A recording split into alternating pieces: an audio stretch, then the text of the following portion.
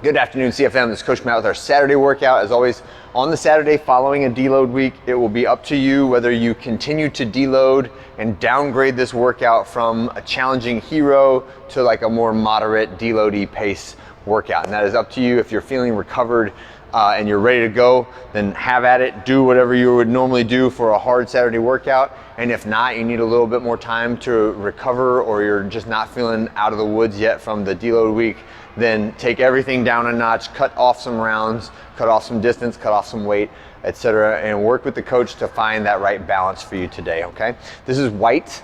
The benchmark is one that we've done recently. Go back to May if you did this one before, and it was probably on a Saturday that we did it. So either you had the opportunity to do it last time and you can compare yourself to it, or you missed it last time and this would be a great opportunity to hit it, all right?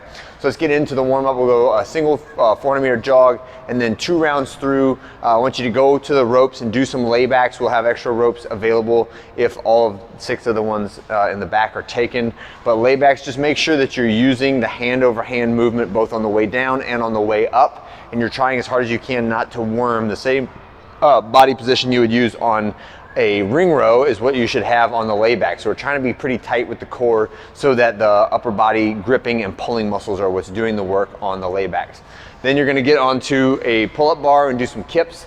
If you need to keep your feet down on the ground for your kips, that is fine too. The emphasis should be more on shoulder blade motion than it is on getting your feet off the ground and making a big aggressive kipping movement. It's just a warm up, right? So don't go nuts on the kip, but you can go progressively bigger from the first round to the second round. And then the last one, Spider-Man stretch. So get that big long lunge, reach your elbow for the ground, and then plant both hands and try to extend both legs. And then back to that elbow down, plant both hands and extend both legs, right?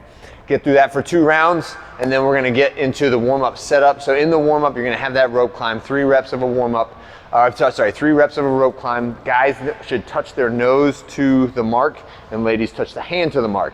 When you finish the rope climbs, then you're gonna go to toes to bar. So toes to bar, again, you've heard me beat this drum hundreds of times, but focus on the rhythm over the range of motion, right? So if you can do the full version of the hanging toes to bar, tapping your feet and maintaining your rhythm, then do that.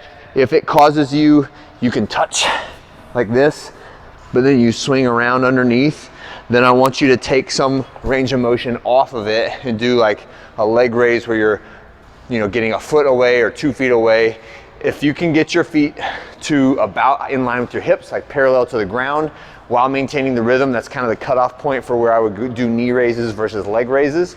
And then you can always do our lying leg raise, which is just reaching up, grabbing a rig vertical and pressing your feet to the sky, trying to put your feet as far away from the rig as possible when you do that, okay? After your toes to bar, we're gonna get 21 reps of a walking lunge.